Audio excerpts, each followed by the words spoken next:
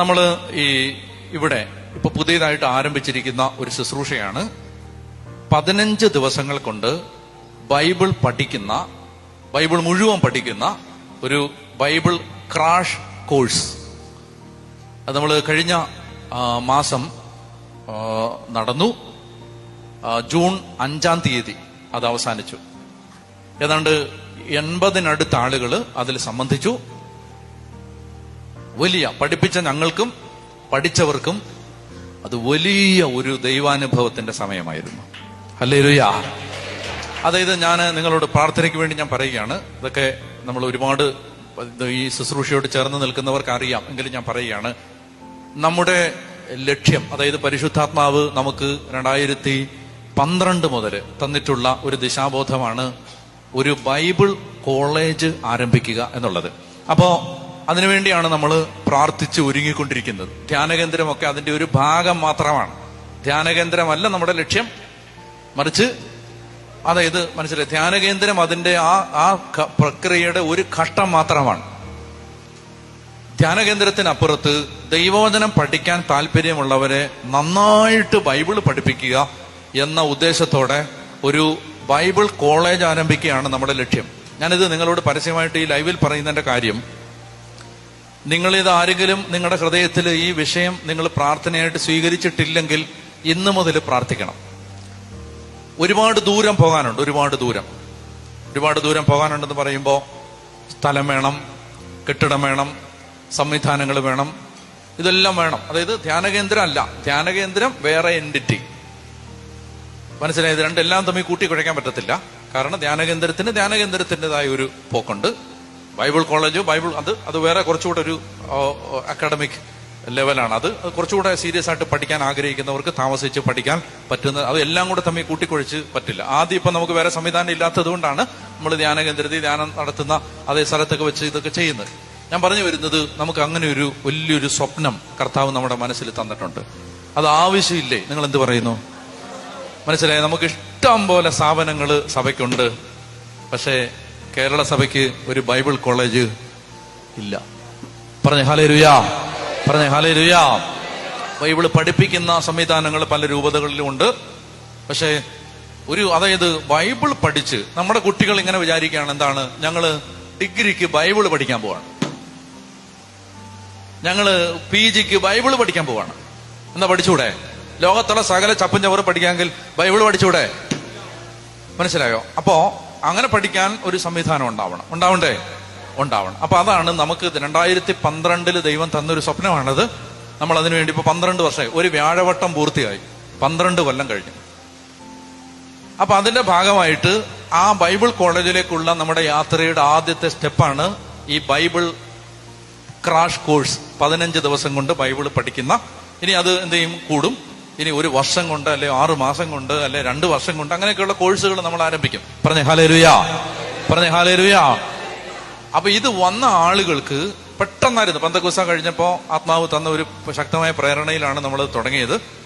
അപ്പൊ അത് വളരെ ശക്തമായി എന്ന് പറഞ്ഞാൽ, പഠിപ്പിച്ച ഞങ്ങൾക്കും പഠിച്ചവർക്കും അത് വളരെ ശക്തമായ ഒരു അനുഭവമായിരുന്നു.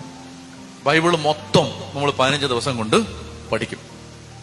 ഞാനിത് പറയുന്നത് എന്തെന്ന് വെച്ചാല്, ഇനി അടുത്ത ഒരു കോഴ്സ് നമ്മൾ അങ്ങനെ 15 ദിവസത്തെ കോഴ്സ് നടത്താൻ പോകുന്നത് ജൂലൈ മാസം അവസാനം തുടങ്ങി ഓഗസ്റ്റ് മാസം തീരും. മനസ്സിലായോ? അതിന്റെ വിശദാംശങ്ങൾ ഇവിടെ നിങ്ങൾക്ക് ലഭിക്കും. അപ്പോൾ നിങ്ങൾ ആരെങ്കിലും ആഗ്രഹിക്കും, ഞാൻ നേരത്തെ പറയാണ്, കഴിഞ്ഞ കോഴ്സിന് നമുക്ക് പെട്ടെന്ന് ഒരാഴ്ചത്തെ സമയം ഉണ്ടായിരുന്നു അറിയിപ്പ്. ഇനിയിപ്പോ ഇന്നിപ്പോ ജൂണേ ആയുള്ളൂ. ജൂലൈ 1 മാസമുണ്ട്. 1 മാസത്തിൽ കൂടുതലുണ്ട്, 1.5 മാസമുണ്ട്. അപ്പൊ 1.5 മാസം കൊണ്ട് നിങ്ങൾക്ക് ആലോചിച്ച് നോക്കാം. 15 ദിവസം നിങ്ങൾ മാറി നിൽക്കേണ്ടി വരും. പോയി വന്ന് പഠിക്കാൻ സമ്മതിക്കത്തില്ല. ഇവിടെ തന്നെ നിൽക്കേണ്ടി വരും, ഇവിടെ താമസിക്കേണ്ടി വരും. പിന്നെ മൊബൈൽ ഫോണിന്റെ ഉപയോഗമൊക്കെ റെസ്ട്രിക്റ്റഡ് ആയിരിക്കും. ഉപയോഗിക്കാം, പക്ഷെ അത് പരിമിതമായിരിക്കും. നമ്മൾ പറയുന്ന സമയത്തൊക്കെ മാത്രമേ ഫോൺ ഉപയോഗിക്കാൻ പറ്റുകയുള്ളൂ. ഇവിടെ തന്നെ താമസിക്കണം. വളരെ അച്ചടക്കത്തോടെ പഠിക്കണം. ഇടയ്ക്കും പിഴയ്ക്കൊന്നും പോകാനൊന്നും സമ്മതിക്കത്തില്ല. അങ്ങനെ 15 ദിവസം നിങ്ങൾക്ക് മാറ്റി വെക്കാനുണ്ടെങ്കിൽ, പ്രായപരിധിയുണ്ട്, ഇന്റർവ്യൂ ഉണ്ട്. പറഞ്ഞിട്ടല്ലേ, ഉറങ്ങാൻ വരുന്നവരെയൊന്നും നമ്മൾ എടുക്കത്തില്ല. മനസ്സിലായി? ആവേശത്തിന് കേട്ട ഉടനെ ചാടിക്കേറി ബുക്ക് ചെയ്ത് എടുക്കത്തില്ല.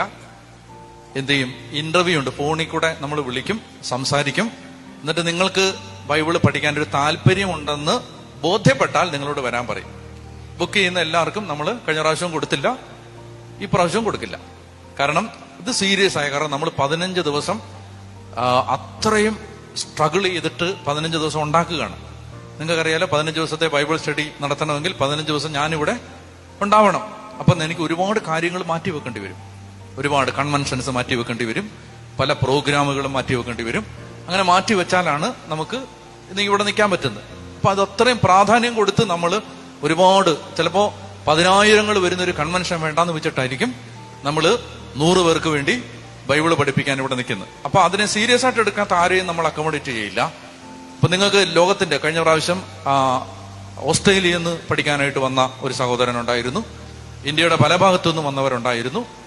അപ്പോ താല്പര്യമുള്ളവരുണ്ട് ലോകത്തിന്റെ നാനാഭാഗത്തും. അതുകൊണ്ടാണ് ഞാൻ ലൈവിൽ പറയുന്നത്, നിങ്ങൾക്ക് ഇത് പഠിക്കാൻ ആഗ്രഹിക്കുന്നെങ്കിൽ അതിന്റെ കൃത്യം ഡേറ്റും കാര്യങ്ങളൊക്കെ അവസാനം അറിയിക്കും. അപ്പോ നിങ്ങൾ പഠിക്കാൻ ആഗ്രഹിക്കുന്നുണ്ടെങ്കിൽ നിങ്ങൾക്ക് ഈ 15 ദിവസത്തെ ബൈബിൾ സ്റ്റഡി വളരെ നല്ല അവസരമാണ്. എനിക്ക് 100% ആത്മവിശ്വാസത്തോടെ ഞാൻ ദൈവത്തിൽ ആശ്രയിച്ചുകൊണ്ട് പറയുകയാണ്, ആ കോഴ്സിൽ സംബന്ധിച്ചാൽ നിങ്ങൾക്ക് ബൈബിൾ പൂർണ്ണമായും മനസ്സിലാവും.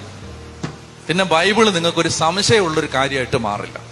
കാരണം അങ്ങനെയാണ് നമ്മളത് പഠിപ്പിക്കുന്നത്. പറഞ്ഞ ഹല്ലേലൂയ. മനസ്സിലാകുന്നുണ്ടോ? വേദപുസ്തകം നിങ്ങൾക്ക് ഉൽപ്പത്തി മുതൽ വെളിപാട് വരെ പിന്നെ നിങ്ങൾക്കൊരു സംശയമില്ല.